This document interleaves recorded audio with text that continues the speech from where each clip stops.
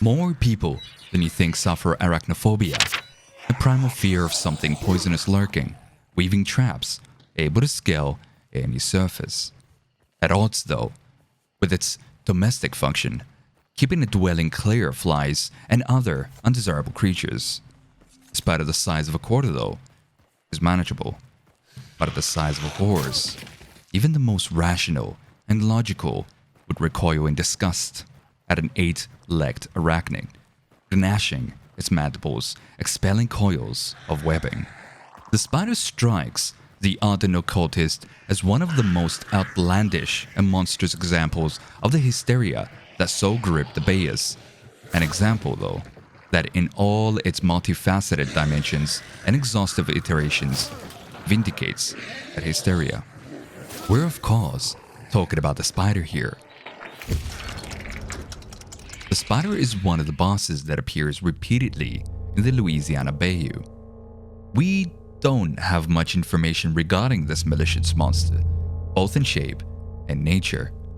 But luckily, we have a written interview of John Victor done by T. Collins, going through his experiences and encounters with the spider.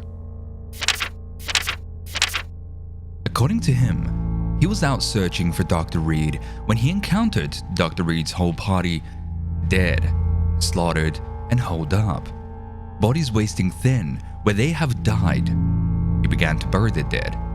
Whether he did it out of courtesy or in hopes they do not rise again, only to be killed once more, remains a mystery. But there is a connection here. The memory that haunts John Victor from that night. The face of a little girl. He mentioned seeing her leering out from under a fold of the spider's flesh, and his suspicion that Dr. Reed himself is the man behind the monster.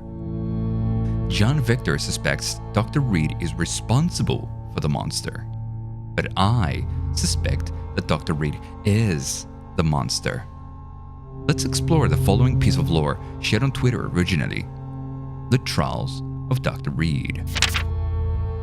In The Trials of Dr. Reed, it mentions what seems to be the very beginning of the horrors happening at the Louisiana bayou.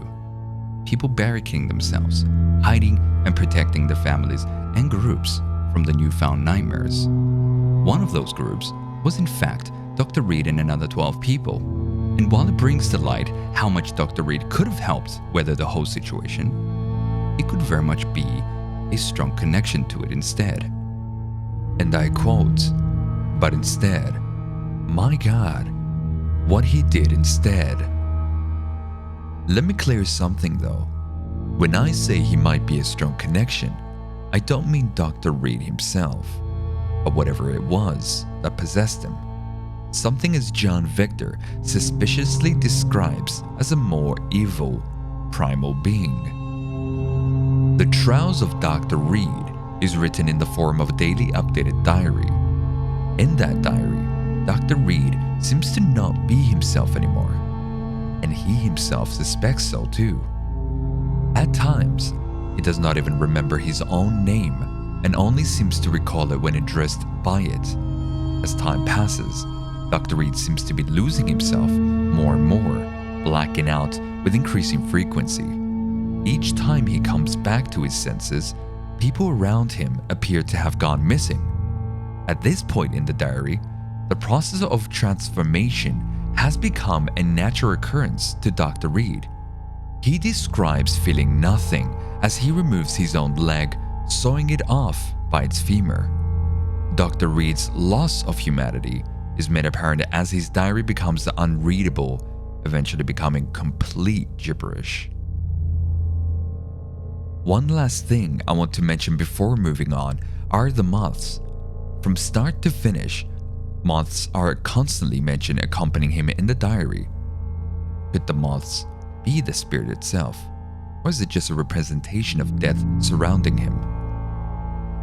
As for the party that John Victor was burying, it is in fact the group that Dr. Reed was barricaded with, and Dr. Reed's body was nowhere to be found. John Victor later mentions Huff, director of the American Hunters Association, saying that his account on the spider is perhaps misguided and that this evil and primal being is not actually a spider, but simply chose to portray itself as an animal belonging to the Arachnida class, a class of joint-legged invertebrate animals. The reason it this time specifically chose to take the form of a spider is perhaps that it favors the form itself. The reason behind that is without a doubt to take advantage of one of humans' most primal fears, arachnophobia. John Victor then continues explaining that he wasn't the only one that killed it. Many other hunters came forth claiming to have been the ones to slaughter the spider, with strong proof as well. That would explain why the spider keeps appearing over and over again in the Louisiana bayous. John Victor continues his tale from his first encounter with the spider. He finds a hunter from Alabama bleeding out in the dirt. The hunter held an inhuman appendage in one hand, one that he couldn't have known belonged to the spider.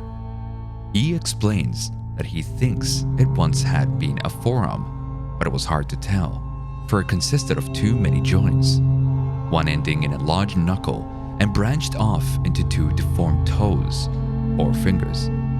According to John Victor, the fact that it belonged to the spider's body becomes clear as soon as he encounters it.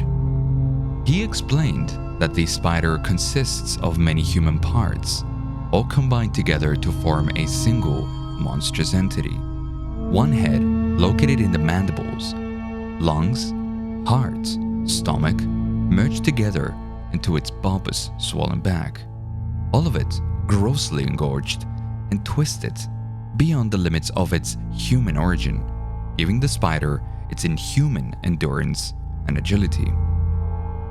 The one big giveaway that it is a grotesque amalgamation of human body parts is its limbs.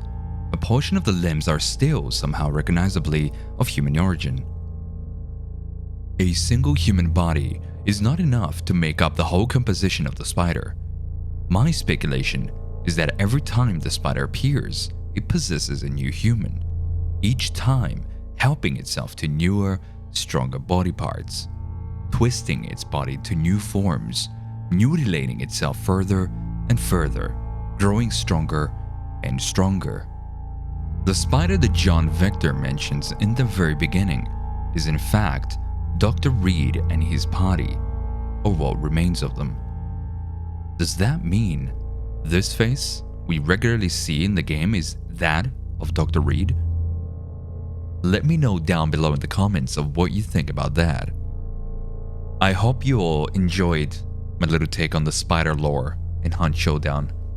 The next lore I'm planning is that of the butchers, unless, of course, the new boss comes out, which I'm greatly looking forward to.